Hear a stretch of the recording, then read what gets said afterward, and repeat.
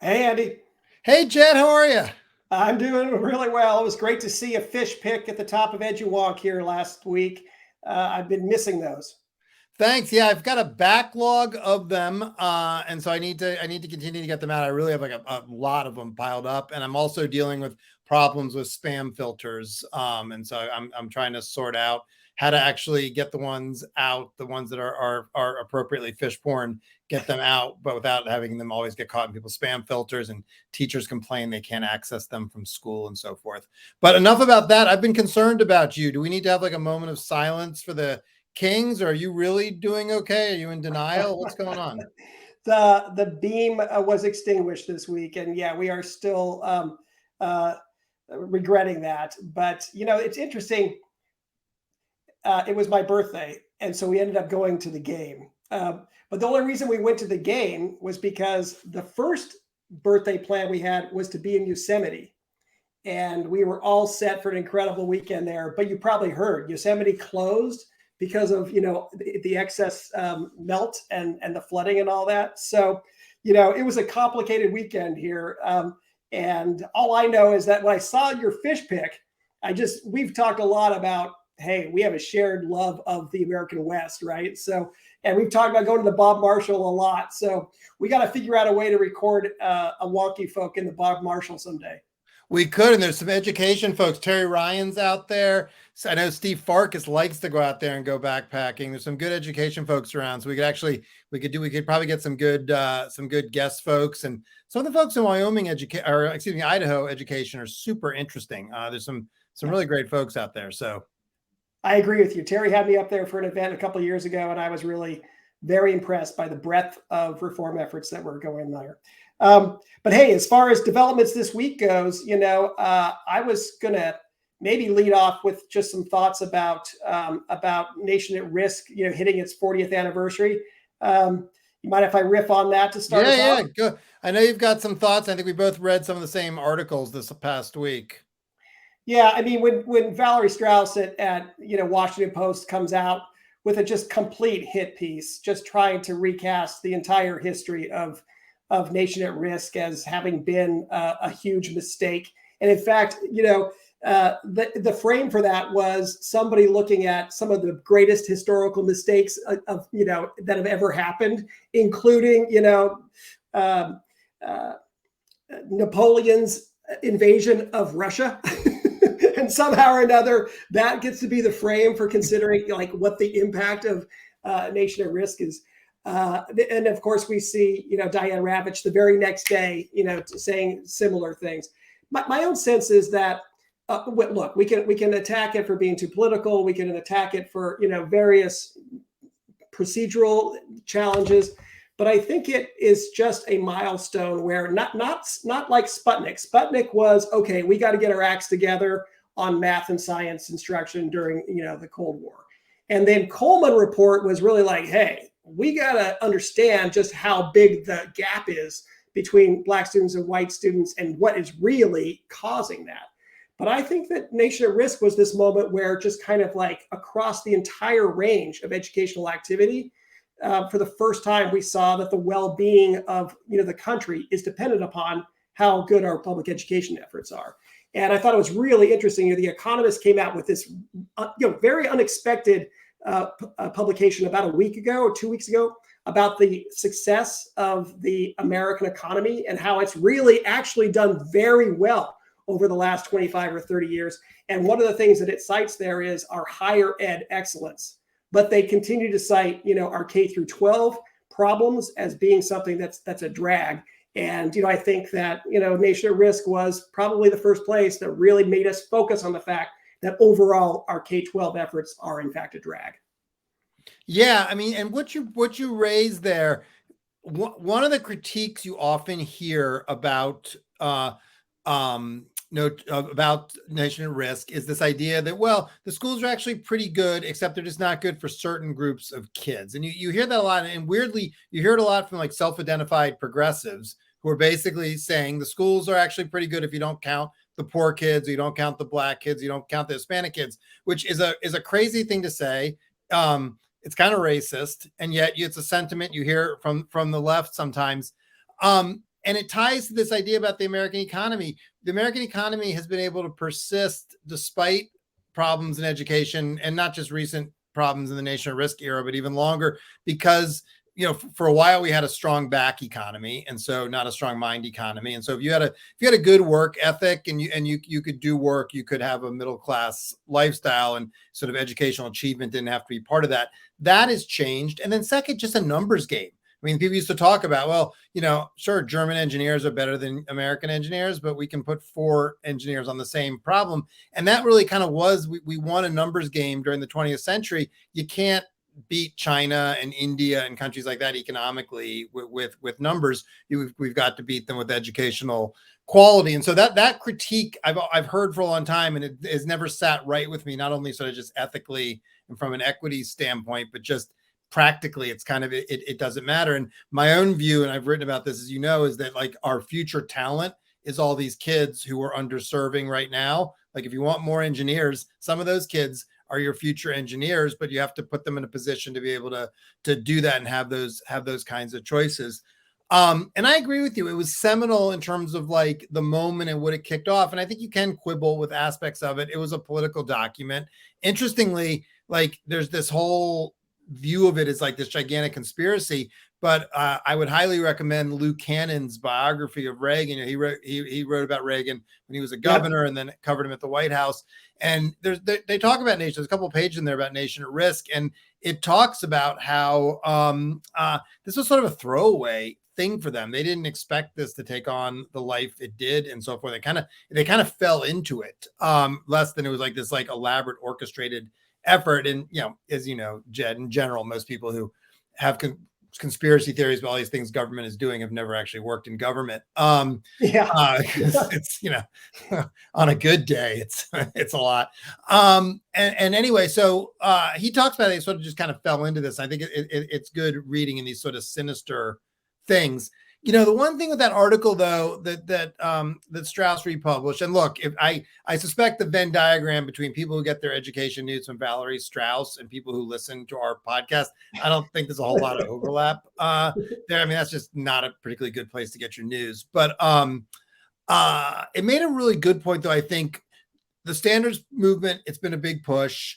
It's actually accomplished a lot of good things. We need to figure out, what now, and you and I talk about that some, but it did result in the minimizing of career and technical education. And I think there is a place for that. And we need to think about, what does CTE look like? I think a lot of CTE advocates and a lot of people, there's a lot to answer for there in terms of tracking. And there's some reasons that people are skeptical of CTE, but we do have to have a conversation there. And I thought that was a point the article made as a potential downside that was worth engaging with. And as you know, like charter schools, there's some of them that are trying to focus on that, and people are trying to figure out what are ways to do CTE that don't just become tracking.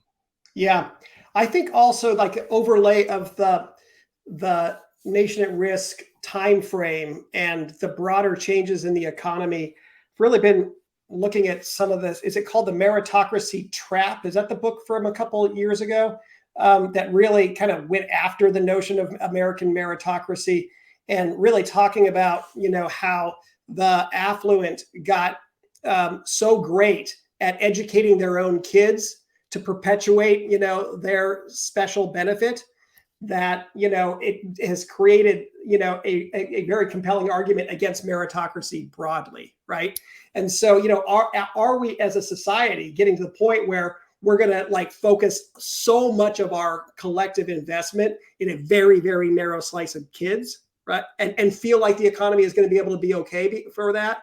Or, are we going to finally figure out a broader investment in all kids? And, those that like attack nation at risk, I think risk undercutting an argument that even more investment, that's broad, for the 99% is central to what we should all be thinking about. Yeah, if a few years ago, the Ed Trust had some data out, and it basically showed, and I'm going to get this a little wrong, but directionally, that basically kids who got A's and B's in the lowest 2 quintiles were going to college at the same rate as kids in the upper income quintile who got A's and B's. And that was sort of, one way you sort of see sort of, systemic problems in the American education system in the data. And so to your point, like one thing you look at that and you say, okay, well then this is all bullshit and we should get rid of it. But another thing you could look at that and say, and this is obviously how I look at it, is there's a real return to college, especially for poor kids. So what do we need to do to make sure those kids in the lowest quintile, particularly those really hyper talented kids, are getting the opportunities they need? That's the thing we need to fix. But and we have had this push in the last few years that, college, it's all a waste and so forth. And the data don't show that, for starters. Yeah. And second, it's weird because it's pretty much everybody's saying it are people who went to higher ed and have benefited from that and are now running around saying, oh no, it's a little, there's something there that's a little unsettling. But the equity push on how do we get those students, those lower income students, like that seems like that's the work that I think that's the reason a lot of people come to work, because they do think that's our future talent pipeline. That's our future talent pool that's not engaged as fully as it could be right now. And as far as education policy goes, I think we suffer from societal amnesia. And so when something like education, when Nation at Risk comes up, we're talking about 4 decades ago. And the opportunities to write whatever the heck you want to because of our amnesia are ripe. But if we look just at what happened 2 or 3 years ago, we really saw this come out with Randi Weingarten and being put under the microscope right now for what was her role in during COVID and opening and keeping things closed. I have some thoughts about that as well, but. Where do you get us started on this? No, we can go. I know you have some thoughts, and I've got some thoughts. The one thing I'll say, something you said that was just embedded in there, we should surface. The Economist's coverage of education lately has been really good. I agree. I totally agree with you. Yeah, I mean, really strong mainstream coverage, and not just like this recent stuff, but just over the last year or so, they've just been doing some really smart stuff that's worth reading. I think we can tie off the Nation at Risk. It's appropriate. I just heard the news this morning. I suspect by the time this podcast comes out, it'll be more widely around. Mike Smith, who was Undersecretary of Education, the Clinton administration, Dean of Stanford, out your way, among a number of other roles at Hewlett in California as well, passed away this morning. And you think about the standards movement, you think about the progress that's been made since Nation at Risk. Like Mike was pretty instrumental in some of that work, was super thoughtful, a real big thinker, but a real big thinker was open to other ideas. One of the things that impressed me about him a lot when I first got to know him is how willing he was to engage with perspectives he didn't agree with. He wasn't sort of a tribalist.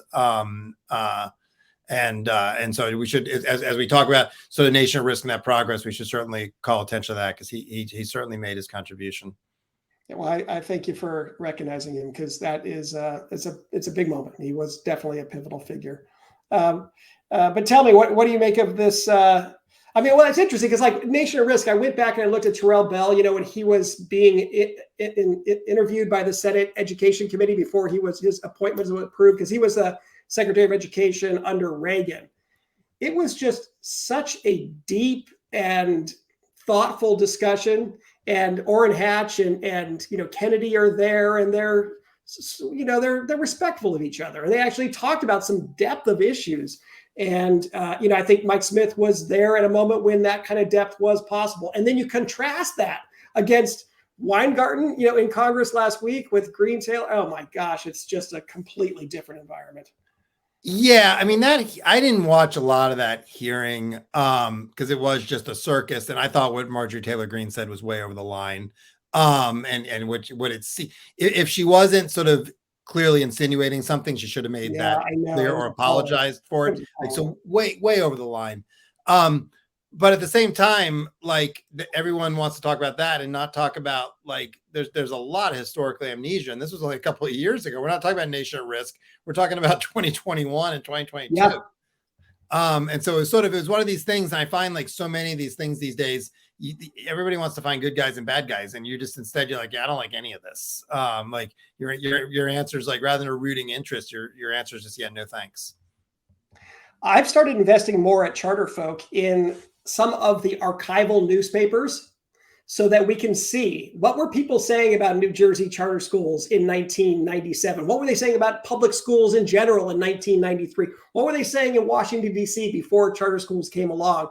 Just to try and set the record straight, because I think it's really very important. And when we have an amnesia from a societal standpoint on education issues, when people can't remember, they don't want to remember the past, then people can just say, well, charter schools are actually, creators of problems that we're actually responses to.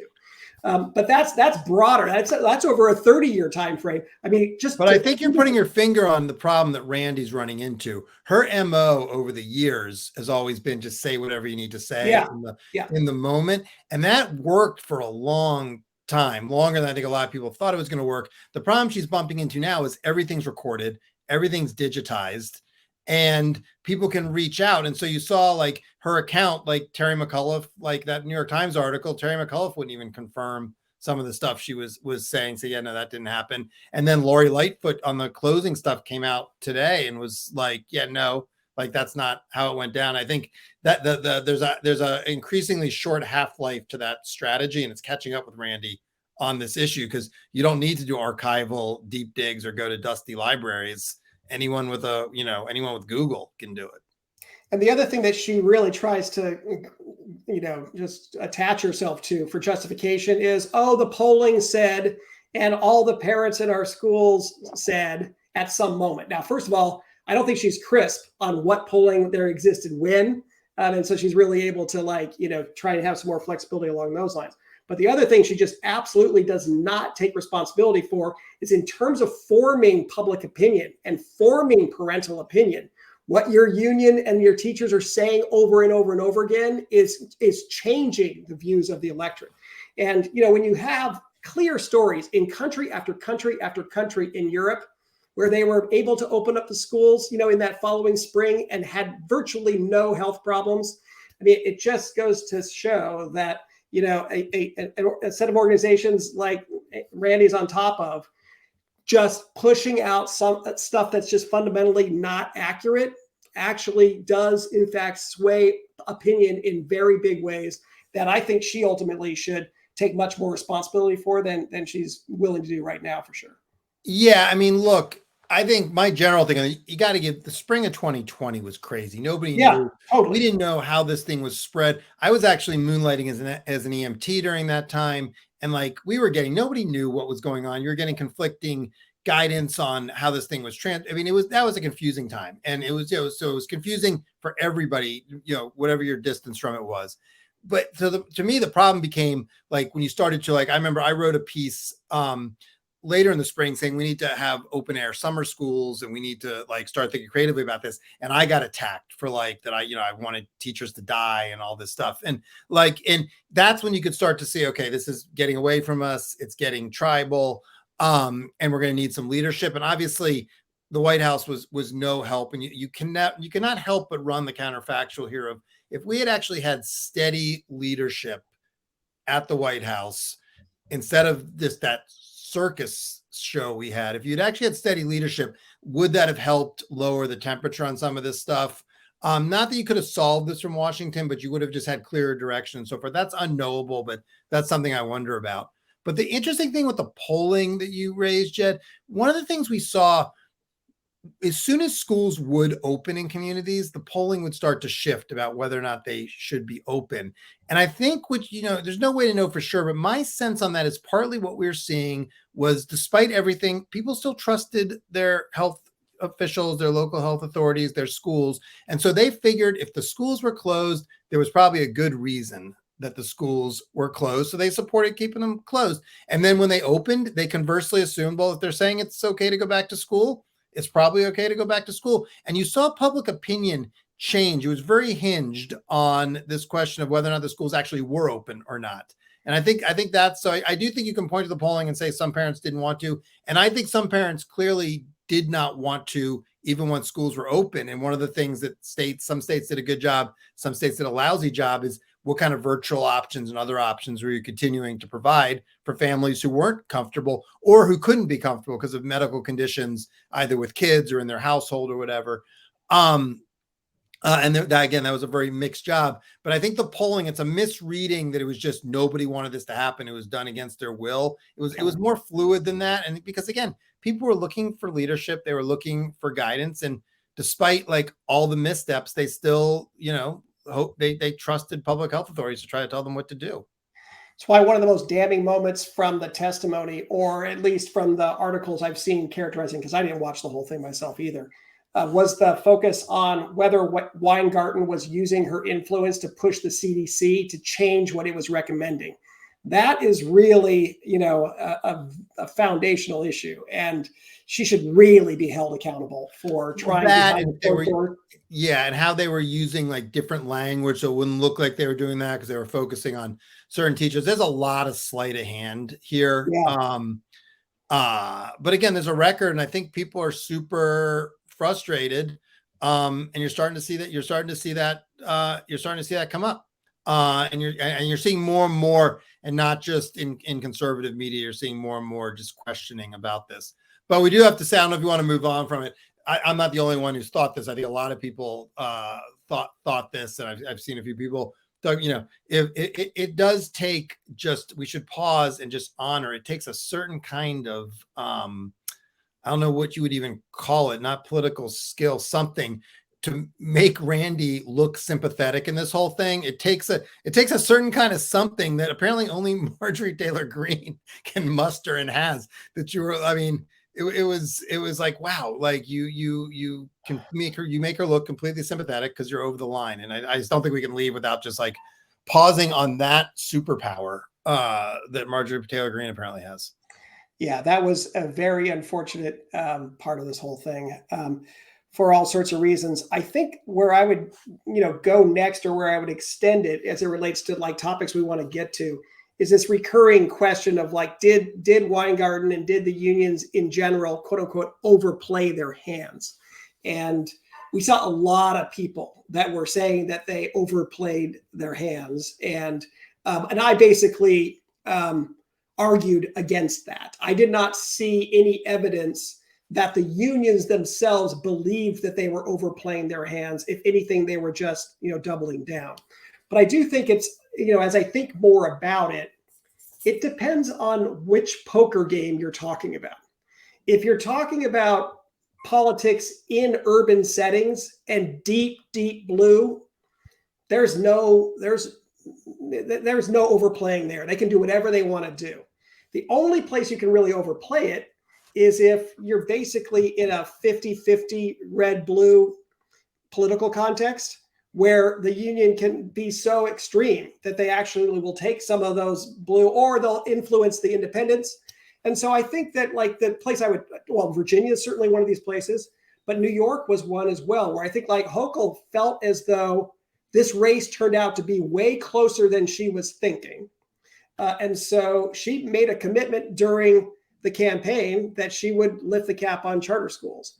I don't think she really wanted to do that. She uttered one single word saying that she supported lifting the cap, but now everyone after the fact has been holding her to the fact that she needs to deliver on her promise. And this week we see that there's going to be some number of schools that are going to be able to open. For me, the irony, I wrote about this week at Charterfolk, was that the one place in New York that would not be allowed for a new charter school is Harlem, because they have more than 55% of their kids in public schools already attending charters. But just the irony of all the places where charter schools have done incredibly great work and we would want more, and where historical inequity, and just system dysfunction has been more pronounced than anywhere. That is the one place in the state of New York where apparently we're not going to be able to open up charter for the next couple of years. But yeah, I know you follow that more closely. The New York stuff to me is always sort of slightly impenetrable, right? Just the politics up there are like, it's checkers, chess, and like 5 other games going on at the same time. I actually have a few people I call when I actually need someone to explain it to me. And I used to be on the board of the New York State Charter Association, so I should know this more, but it is like pick your various metaphors. It is complicated. Can I ask you, Andy, just from a blue perspective, like, do you well, we find that Democratic governors in purpley states, they can't stand on a straight support or defense of the public education system. You see Murphy in New Jersey, he waffles, and there's going to be a lot of charter school growth. And we see, that Huckel's had to do this. We see that in Rhode Island, we got, new supporters. In Pennsylvania, we got a governor that's the Democratic, but these tend to be in these, places where it's red or blue. But do you, or where there's a mix of red and blue, do you think in places like Chicago and in San Francisco and in Los Angeles, where it's just absolute blue, are politicians going to be able to stand on a defense of the public education system, or are they too ultimately going to waffle and say some kind of reform needs to happen here too? Yeah, that's a great question. I mean, look, everyone's cross-pressured right now. I think one piece of context, we don't talk about the unions and what poker game they're in. The big poker game they're in is the post-Janus poker game, where their membership is declining. And so they need to figure out ways to engage their members. And like, this seems weird to talk about in these terms, but strikes and all this stuff, they are member engagement strategies. They get people fired up. And to some extent, you don't necessarily, like, the merits of it matter less. And you will talk to people will be like, yeah, but this isn't really about the merits. This is about activating the membership, activating the base. And so they're trying to figure out, like, how do they survive in a world where people thought Janus, I think, like you talked to a lot of people, they thought like the unions will go out of business in a year because of it. And so it must have had no effect, but it's not like that. It's a slow glide. It's going to take some time, but you're really starting to see the impact, on them. And so they understand that's why they're so, like, invested in who the next labor secretary is and who the next administration is. They're facing an existential threat. And that's the poker game that they are really playing. I've thought for a long time, yes, they're going to overplay their hand. Yes, they're going to overplay their hand. And people have short memories and it comes back. And I think to your point on Glenn Youngkin, it depends what's on offer. Like, Youngkin was able to win because he was reasonable, he was appealing to people and so forth. And like, if you look at like 2022 and you look at a lot of the candidates the Republicans put on the ballot, they wouldn't have been able to succeed in that environment. So Youngkin was sort of a perfect storm of a ripe electoral environment and the right candidate that the Republicans ran. So I don't think it's as sort of straightforward as that they're going to overplay their hand. And what that means in these cities is I think people will get dragged kicking and screaming to this, but it's going to take a while. And there's just gonna be a lot of collateral damage in the interim. But if there's nothing good on offer, the Democratic coalition will not split over questions like this. So like you need an environment of real political competitiveness, both inside the Democratic Party and across party lines. And we just, in this climate we're in, you don't have that competitiveness in a lot of places. Yeah. I mean, Glenn Youngkin's at like 58% now, I think, something like that. Like, you hear all this noise and so forth, but like, he's generally, like, within the state, reasonably popular, particularly in the context of 2023 and closely divided politics. And so that looks to me to be a little bit of an outlier case relative to how this stuff's going in most places. Well, you were telling me about the new content standards that were adopted in Virginia and how it might relate to some of these, red-blue wars, culture wars. Educate me a little bit here. You want my PTSD? I should probably be talking to your wife about this on the couch.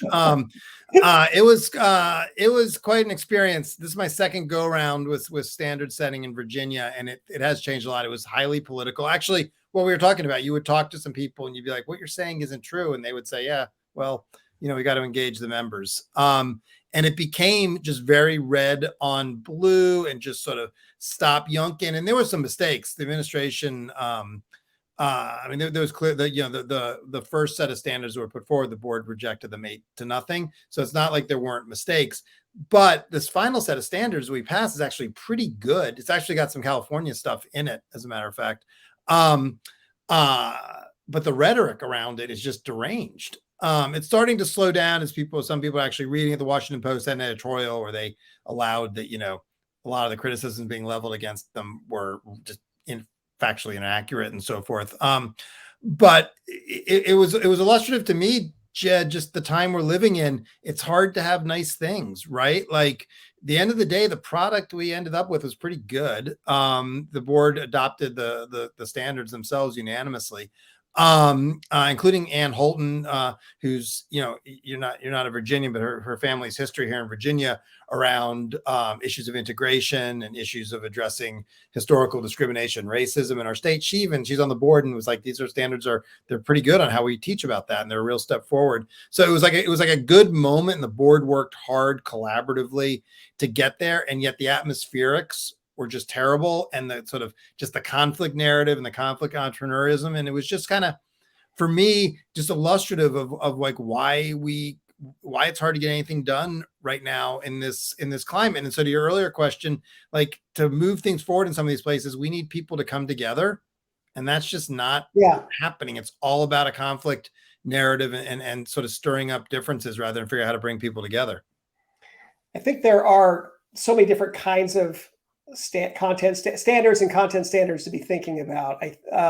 That it might be worth a conversation at some point. I just think it's fascinating how much difficulty we're having adopting these things, and we tend to argue about what is the single point of view we want to get to on this issue or that issue or this issue, and yet what we know we want students to learn is how to grapple with multiple points of view. Right. And it doesn't I just don't understand why the standards that we attempt to adopt are arguing about a spectrum of ideas. I think there are some ideas that can be just beyond the pale. Don't include them. They are just, extreme. But we want to like share a range of opinions on these kinds of things and come forward with tools for kids to figure out how to grapple with that range. And we don't model that for kids at all. No, and both sides have things that they dearly held things that they think are just matters that are not open to varying points of view. But among like all the normies, like the other 80% of people are like, yeah, those are open to contention. And so it's not about whether or not you should teach about reparations. It's whether should you only teach about them one way, or should you teach the case for and against, and should you teach that in like a really nuanced way, because among African Americans there's differing views on that, right? So you don't teach in some sort of reductionist way. You teach it with all the nuance and complexity there. One of the things I'm very pleased about the Virginia standards is Zora Neale Hurston is in there, who to me is like representative of somebody who is not easy to pigeonhole, clearly thought for herself, was actually censored during her lifetime. And so like complicated people like that, I think, help with what you're getting at. But the other big issue is simply, do we even teach content, or do you just teach sort of inquiry and skills, or very little content and mostly inquiry and skills? And that's an interesting dynamic for the charter sector, I think, because my personal view is I like a more content-rich education. I think and I think there's a lot of evidence that shows that like a knowledge-rich education, you get better outcomes, better literacy, all of it, that knowledge is essential. And then once you have that knowledge, then you teach people to think critically, and the things we were talking about. But it's not a sort of both. You need content, and then you learn to think about it. But within the charter school context, obviously, there's schools that are all over the place, from like core knowledge charter schools that are very content focused to very progressive, purely inquiry based schools that are very light on, on an emphasis on content, very project based, all of that. And they can all live kind of in the charter world. And I do think you can't. You said it earlier. There's stuff that's got to be off the table. You can't just be like, well, anything's good. Societies have to make choices, and you can't dodge those. I think people in the choice community who think choice will solve that I think that's wrong. But you can have more sort of, if you have a more choice-driven system, you can have more on these sort of emphasis on sort of pedagogy and themes, and it does create more space for that. Yeah. Well, I'd love to come back to this topic of how to teach across a broader content and a range of perspectives. I would say that some of my favorite moments in teaching were those when I actually think I did it pretty well. There were times I did it wrong again and again and again, but by my 7th year, I was better at it than I was in my first year. And And I was also, just starting to learn how to balance. If I never shared what my personal perspective was with my kids, they got bored, right? And they were genuinely very curious, and they felt like they were being messed with if they never knew what their teacher actually thought about an issue. On the other hand, if it was the teacher's opinion all the time, so I tended to give it like once every 20 days, once every 20 issues. But every once in a while, I was going to give it, and it would help them stay with the lesson all the way to the very end. But I just think these ideas about how we teach a range of perspectives and how we also try to get kids to move away from extremes to being able to see on both sides of issues, is something that we should really get better at. But we never, at least from my perspective, as it relates to content standard adoptions, find that to be a priority. Yeah, no, and we're actually talking in Virginia about what kind of tools and training do you provide to teachers to help them teach these things? I mean, there's a couple of problems. One, a lot of teaching programs and teachers on education, they don't get the content on this. And part of some of the craziness of the last few years, when you scratch beneath the surface, it's not curriculum coming out of sort of state governments or even school districts. It's teachers freelancing. They're just finding stuff on Google or Pinterest or whatever it is. And so you got to provide good materials and all that. And then you got to provide training, because you don't just wake up in the morning knowing how to do this. And sensitive stuff can come up. I used to do a lesson where I would take kids to the Superior Court to see, and you could usually count on there be drug cases, and those are the public defenders, generally Fourth Amendment kind of defenses. So it was how I taught the Fourth Amendment. But that would also, like, you go to court on any given day, you're going to see stuff that's going to raise a whole bunch of questions about society for kids and different questions about different things, including obviously power, race, things like that. And so you don't just wake up knowing how to do that. You've got to, you need training and so forth, how to navigate those conversations in ways that people feel heard, regardless of different points of view on what are often contested questions. Yeah. Well, you brought up to me this week the core knowledge study. This will be we'll wrap on this issue, right? But leave on a good note. Well, I think it's fascinating, first of all, to see some kind of research that would suggest that core knowledge is generating such positive results with kids. The thing that's hard for me to separate there is that all of the research was in Denver charter schools, and already I'm a fan of Denver charter schools. And I just know that a lot of the successes that we find within charter schools are so context specific, are so organizational specific. It's very difficult to extrapolate out. And I wonder whether or not this same set of organizations, should they have chosen something different than a core knowledge approach, probably would have been successful with that other approach as well. But there's clearly something within this that we should dive into further, which is, what are the real value adds coming from the core knowledge approach? Yeah, well, just like one thing you raised there that I found interesting about this study is I do think we haven't done enough to think about sort of what are the compounding. I was always like, the Teach for America studies would keep coming out, but I was always particularly interested, how did Teach for America teachers perform in really high performing schools? Do we see a different effect and a more powerful effect there? You saw with Teach for America teachers, you see a sort of, not insignificant, a modest effect that on average they're better than peer teachers, but it's not a huge effect. But you're like, that's across all schools. What happens if you put them in like a really high, do you get a compounding effect there? This study, I was interested. So what happens if you take and you put in good, high functioning schools, a really strong, knowledge rich curriculum? And as it turns out, you see a fairly substantial effect, the size of which we don't usually see with interventions. I mean, it's very significant. The study, we should back up. I don't know, are we doing show notes yet? That's only our third show. The study is by a number of people, including a couple of University of Virginia professors, Dan Willingham, David Grismer. And so I would urge people, it's on my blog at edgewonk.com. You can find it. We'll get it referenced in the show notes. Perfect. Anyway, so the study, it shows pretty significant effects, and it was a lottery study, which I like. It's basically a natural experiment that over enrolled schools create, which over enrolled schools is not an ideal circumstance, but it does create good opportunities to do studies. And I think it's significant for the reasons we talked about. And just, again, it shows sort of a knowledge-rich curriculum. And this was always Don Hirsch's thing. It shows how crazy education politics are. He's always been considered a conservative, and in part because the timing when his book came out at the same time as Alan Bloom's book and so forth. But like, Don is anything but a conservative. He's extremely progressive in his politics, and he believes one of the most sort of egalitarian things you can do is give everybody equal access to knowledge, and we don't do that. That's why his curriculum is structured the way it is. And to see results like this, I think it's significant, and it's the kind of thing that if we had a healthier politics, I think we'd talk about more. I was trying to figure out what would be the analogy of like a medical study with these kinds of results, but it is significant, and you would think we would be talking about it like substantially more than the attention it's gotten.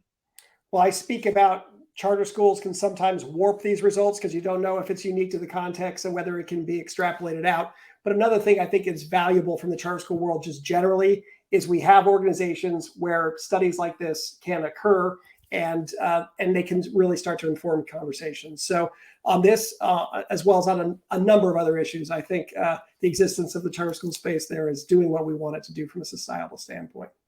But hey, great to check in as always. Good to see you. We'll get fully onto baseball season now for the next one. But great to see you and fun to catch up. All right, you take care until next time. See you, Jed. Okay, bye, Andy.